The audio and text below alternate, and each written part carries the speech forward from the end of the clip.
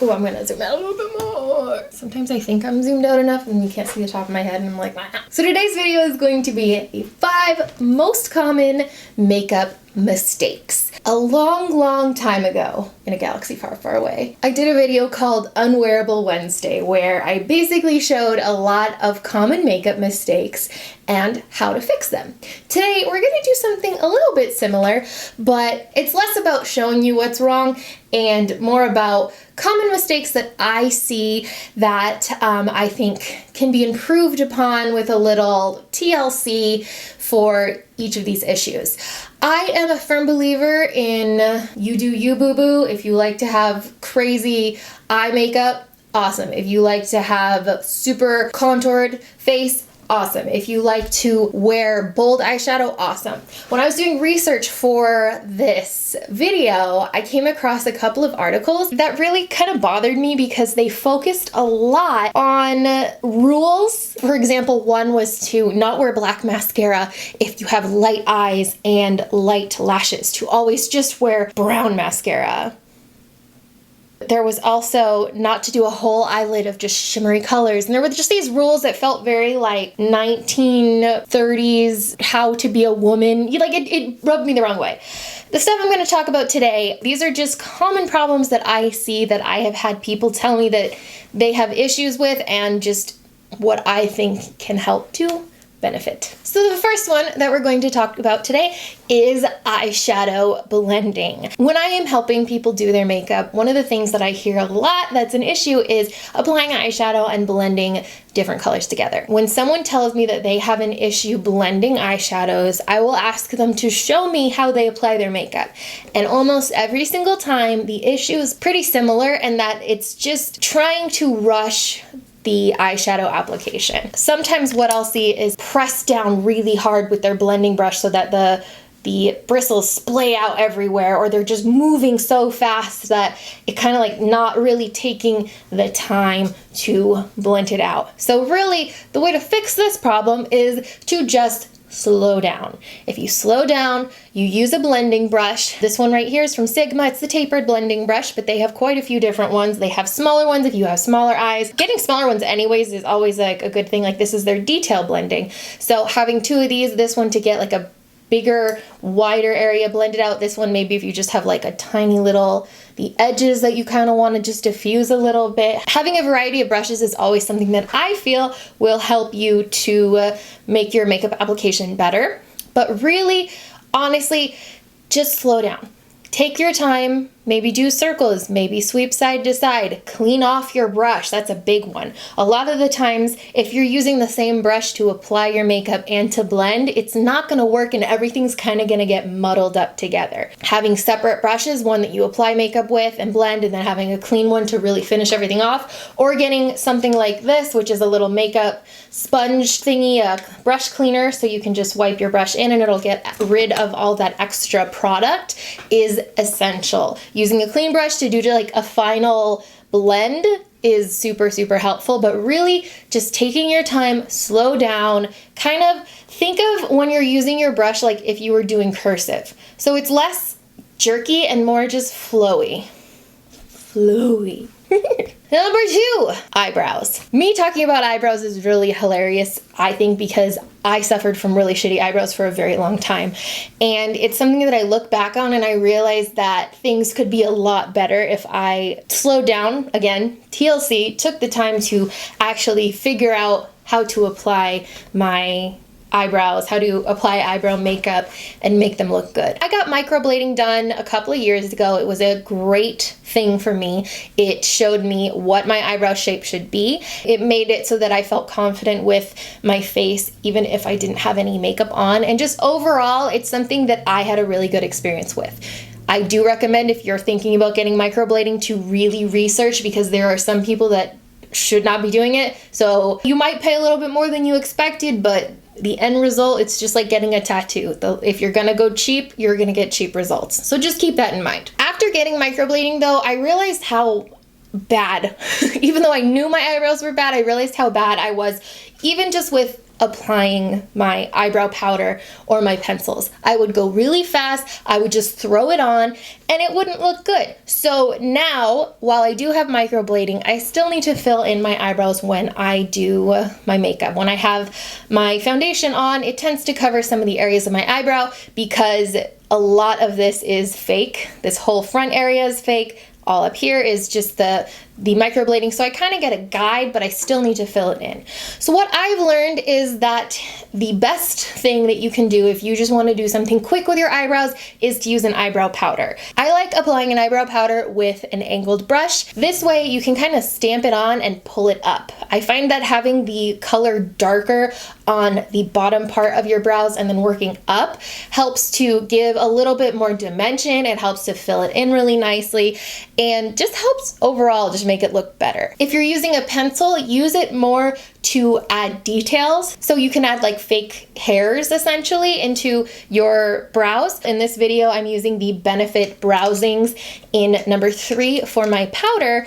And then I'm using the Urban Decay pencil in dark for my pencil. And that's because all I'm doing is adding a couple of little tiny hairs here and there, just little flicks of the brow pencil to add a little bit of dimension and make it seem less flat.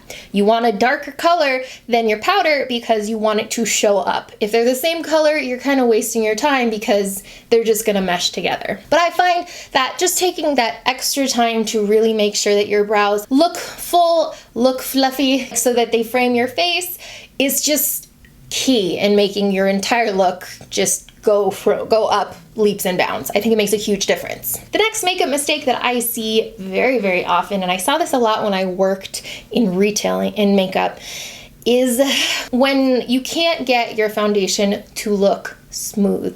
If you've ever had the problem where your skin just is really dry, you get kind of scaly looking with the foundation, you need to focus more on your skin care. The key to this is incorporating some kind of exfoliation into your skincare routine. This can either be a chemical exfoliation like an AHA, BHA kind of peel. I'm using one here that is from The Ordinary. It's really inexpensive for what you get, and it is just a liquid. You put it all over your face, you look like you just murdered somebody, and you leave it on for a couple minutes and then you rinse it off. It'll leave your skin a little bit pink, it's going to be pretty tingly, but it's going to get rid of all of that dead skin yuckiness. I recommend doing this at night, by the way. The other thing you can do is a physical exfoliator, something that has a little bit of grit.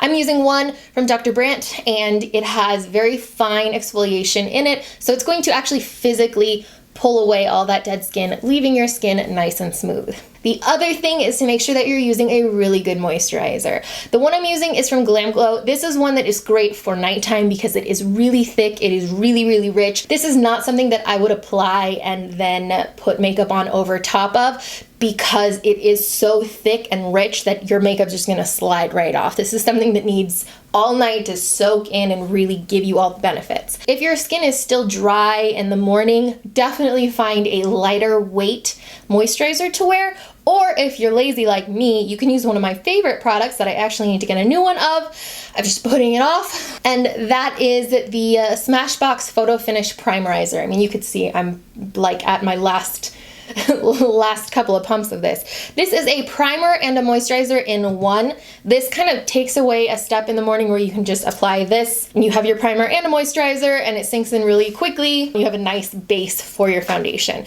That will help leaps and bounds in how your foundation feels, how it applies, how smoothly it applies, how it blends out, everything. Just make sure that you have an exfoliation element in your skincare routine. This doesn't mean do it every single day. This means maybe once a week, maybe even less than that. Just something to make sure that your skin is staying fresh and all the bad stuffs are going away. The next thing I want to talk about is concealer. I know we live in a time where having a ton of foundation and concealer on seems like the right way to do things. If you look at Instagram, you look at YouTube a lot of the times, it seems like everyone wears a ton of makeup. And yeah, that looks great for the short term. That looks great under a ton of lights. But everyday wear, when you're wearing your makeup for 8, 10, 12 hours a day, that is going to end up creasing. It's going to move. It's not going to be as perfect as you might think. A problem that I see a lot is really thick foundation, really thick concealer, maybe covering acne, maybe covering dark circles, overload of product. And I'm here to tell you that I think personally that less is more when it comes to this. When I am applying my concealer underneath my eyes, there are two main things that I am really keeping in mind. The first is that I don't want the product to go all the way up to my lower lash line. I used to do this a lot of the time, and I would wonder why the inner corners of my eyes would look really crepey and really wrinkly. And I realized this because that area is so thin that when you're loading product there, especially a creamy product, it's gonna move. It's gonna seep into those areas and make them look a lot worse. So I always will apply it right at the edges of my under eye circles. I'll use usually a brush. I like Sigma's precision brushes, these tiny little ones, because they're almost like a kabuki brush or like a foundation brush, but a lot tinier. So they work really well to get in these tiny areas. And then I'll use a damp beauty blender just to make sure that everything is blended out and very soft, so that the product kind of is pushed down and set in place. If I do use a powder, again, it is a tiny amount. This is something I think is really worth trying. It's also the same with foundation. If you overload it, it's going to be obvious, it's going to feel gross, and it's not going to look as nice. So try and make your product work for you instead of you working for your product. Using less, blending it, pushing it into the skin, taking your time is going to make a huge difference in how long your product lasts, how long between when you have to buy one product and the next, how long it lasts on your skin, and how it looks in general. It's gonna look a lot more natural. It's gonna look a lot better if you take the time to apply it, use less product, and work to make it work for your face. The final thing is something that we are all, maybe we're not all guilty of it, but I know we've all thought about it, and that is sleeping in your makeup. I know that there's nothing worse than it being the end of the night and I'm tired and I don't want to take the time to take off my makeup and I just want to go to sleep, and you debate it, right? You're like, well, I'll just wash it off in the morning. It's fine. No, don't do it. Taking off your makeup can be a pain in the ass. I understand this. I'm going to tell you my way that I take off my makeup. I find that out of every single way I've tried, it is the easiest, it is the quickest, and it is the most effective, and that is the double cleansing method. What you'll do is you get a cleansing balm of some sort. These are everywhere. Makeup removing balm. Everybody makes them. The one I'm using today is from Dermablend, and it is called their Pre-Cleanse Balm. You apply it to your face dry. Dry hands, dry face, everything. Apply this to your skin, really work it into your face. I put it onto my eyes. I make sure I wipe down my lashes, really get in there, cover my brows, everything. And then, first of all, you look crazy, yeah. Then I will wet my hands, again, work the product in with a little bit of water, and then I will rinse it off. After I've rinsed it off, then I use my regular cleanser because all of that dirt, oil, makeup, everything is taken away so that the cleanser can actually do its job. This is good to do even if you're not wearing makeup, even if you've had just a whole day. Let's say you live in a city where there's a lot of pollution. It's still a good idea to do this double cleansing because it's getting rid of all of that grossness that's in the air that can seep into your pores, that can sit on your skin and just be gross, because your cleanser is going to be able to work a lot better if all of that is removed beforehand. So double cleansing method is by far my favorite. If you are someone that doesn't want to do the double cleansing around your eyes onto your eye makeup, totally understand. It's definitely something where, because the cleansing balm is kind of an oily consistency, sometimes if it gets in your eyes, it's like makes it blurry, all that stuff. I completely get it. My other recommendation would be to get micellar water. I love the Garnier one. They have one with oil for waterproof makeup, and they just have a regular one. Pink top is regular, blue top is oil. I just use that with a cotton pad and it takes everything off. So sometimes if I do my double cleansing and there's still a little bit of residue like there was today because I had lashes on, so there was lash glue, I'll just use that and it takes everything else away and my face is nice and clean and fresh. Absolutely, for me, the easiest way to make sure that my face is fully clean. You can always use makeup wipes. Those are always an option, but you have to remember, even if you're using a makeup wipe, you still have a residue on your face. So your face isn't fully clean. In like last resort, you can use a makeup wipe to take off your makeup and go to sleep, but I still recommend, even if you use makeup wipes, even if you use any type of makeup remover, to still wash your face afterwards. That's how you're gonna make sure that your face is clean, that it's all gone, and your skin is gonna be rocking. So those are my top 5 most common makeup mistakes. Please feel free, if you think I missed one, if you think there's a better one out there, leave a comment. Would love to hear from you. And yeah, so that's about it for this video. Thanks for watching, you guys. I love you, and I'll see you next time.